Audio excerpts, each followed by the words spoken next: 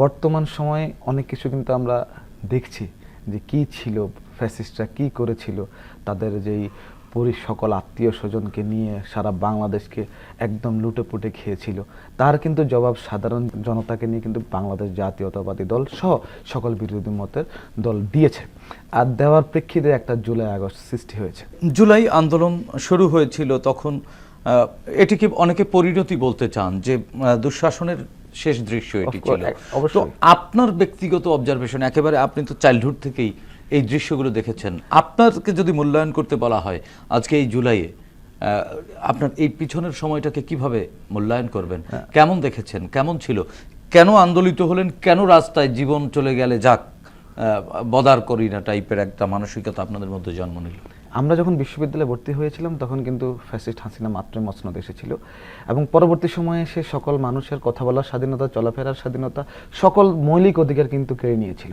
তার প্রেক্ষিতে আস্তে আস্তে কিন্তু আমরা কিন্তু বাংলাদেশ জাতীয়তাবাদী দলের নেতৃত্বে বিভিন্ন সময় বিভিন্নভাবে প্রতিবাদ আন্দোলন সংগ্রাম চালিয়ে যাচ্ছিলাম।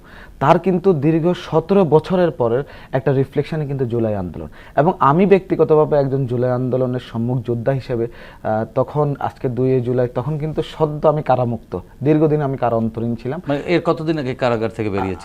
এর 28 জুন মেবি আমি কারাগার থেকে, মানে 3-4 দিন আগে এসে আমি জুলাই আন্দোলনে অংশগ্রহণ করেছি। যখন দেখলাম যে একটা যৌক্তিক আন্দোলন, মানে আপনি কারাগার থেকে বেরোলেন, তাও তো মানুষ 2-4 দিন একটু সেফ থাকার চেষ্টা করে যে আবারও যাতে জেলে যেতে না হয়, তা আপনি এসেই আবার নেমে পড়লেন রাষ্ট্রের প্রয়োজনে এই বাংলাদেশ। এই মানসিকতাটা জন্ম নেয়ার মতো কি দৃশ্য বা কি অভিজ্ঞতা আপনার ওই সময় ছিল? অনেক দিন ধরে আমাদের পুরো বাংলাদেশের মানুষ নির্যাতিত, নিপীড়িত এবং শোষণের শিকার। এই শোষণ এক্সট্রিম লেভেলে চলে গেছে এবং আমি বিশ্ববিদ্যালয়ে ভর্তি হওয়ার পর থেকেই দেখছি যে ছাত্রলীগ সন্ত্রাসী কার্যক্রম করে যাচ্ছে, যুবলীগ তাদের বিভিন্ন জায়গায় টেন্ডারবাজি, চুরি, রাহাজানি, সন্ত্রাসী কার্যক্রম পরিচালনা করছে। আওয়ামী লীগ থেকে নির্বাচিত এমপি মন্ত্রীরা তাদের টাকার পাহাড় গড়ছে, সাধারণ জনগণের সম্পদ ছিনিয়ে নিয়ে তাদের নিজেদের সম্পদ বৃদ্ধি করছে এবং বাংলাদেশকে একটা আওয়ামী অভয়ারণ্য হিসেবে তৈরি করতে চেয়েছে। এই যে তাদের এককেন্দ্রিকতা, এতে তাদের স্বৈরতান্ত্রিক প্রক্রিয়া, এই প্রক্রিয়াতে বিরুদ্ধে আমরা বিশ্ববিদ্যালয়ের প্রথম দিন থেকে কোনো রাজনৈতিক দল প্রভাবশালী হোক এটি তো সবাই চায়। একটি রাজনৈতিক দল প্রভাবশালী হতে পারে, তার কলেবর বাড়াতে পারে, তার কর্মী সমর্থক বাড়াতে পারে। আওয়ামী লীগও সেইভাবে বেড়েছিল না? সেটা তো রাষ্ট্রযন্ত্রকে ব্যবহার করে বেরিয়েছে, তাদের তো সাংগঠনিক কার্যক্রমকে বাড়ায়নি। আপনি জুলাই আন্দোলনে দেখেন না, এক আওয়ামী লীগকে খুঁজে পাওয়া গেছে প্রশাসনের লোকজন ছাড়া।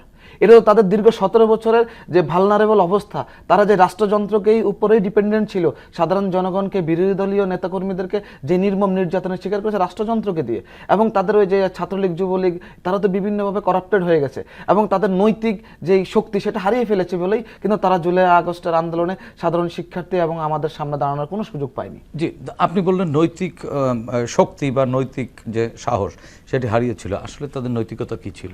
নৈতিকতা তো নেই এখন পর্যন্ত। যদি নৈতিকতা থাকতো, এখন পর্যন্ত এত বড় একটা অন্যায় করে, এত ম্যাসাকার করার পরে, এত বড় একটা জেনোসাইড ঘটানোর পরেও কিন্তু তাদের ভিতরে এখনো দাম্ভিকতা, তাদের বিভিন্ন সময় বিভিন্ন নেতাকর্মীরা বিভিন্ন অনলাইনে বক্তব্য দিচ্ছে, তাদের ভিতরে এখনো নিজেদেরকে ফিরে আসার যেই মানে স্পৃহা দেখি, তাতে আমরা মনে করছি যে এটা আগামী বাংলাদেশের জন্য একটা খুবই ভয়ঙ্কর রূপ ধারণ করবে যদি তারা আগার বারের মতো এবং এখন পর্যন্ত কোনো ধরনের নিজেদের প্রতি নিজেদের মানে অনুশোচনা নিজেদের ভিতরে একটা অনুশোচনা না এনে তারা যেভাবে এখনো দাম্ভিকতার সাথে কথা বলছে, এটা আমাদের বাংলাদেশ। তারা তো বলছে আপনারা ছাত্ররা আপনারা জঙ্গি কায়দায় তাদেরকে উৎখাত করেছেন। প্রশ্নই আসে না।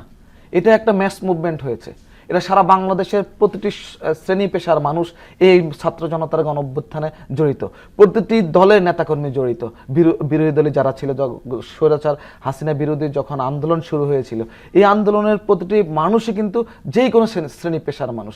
তারা এখানে জঙ্গি কায়দায় তারা এখন জঙ্গি কায়দায় অভিযোগ করছে। হ্যাঁ, তাদের তো এটা শব্দ বাংলাদেশকে দমিয়ে রাখার জন্য, বিভিন্ন সময় বিভিন্ন যৌক্তিক আন্দোলনকে প্রতিহত করার জন্য, মানুষের কথা বলার স্বাধীনতা, ভোটাধিকার ফিরিয়ে আনার জন্য আন্দোলন হলে তারা এটাকে জঙ্গি কায়দায় বলে দিত। এটা তারা ইউজ টু, তারা অভ্যস্ত এবং তারা সারা জীবনে এই কথাগুলোই বলে যাবে। তাদের ভালো ল্যাঙ্গুয়েজ তাদের নাই, তারা বাংলাদেশকে একটা জঙ্গি প্রমাণ করে সারা পৃথিবীতে বাংলাদেশকে ডাউন করতে চাচ্ছে, যেখানে আমাদের বর্তমান প্রায় 5 কোটির উপরে তরুণ আছে যাদের কর্মক্ষম এবং স্কিল গড়ে তুললে আমরা বাংলাদেশ কিন্তু উন্নত রাষ্ট্র হিসাবে আমরা পরিণত হতে পারি। সেই জায়গার মধ্যে তারা সারাটা জীবন যতদিন ক্ষমতা ছিল ততদিন বিশ্বকে বোঝাতে এরা জঙ্গি সংগঠনের লোক।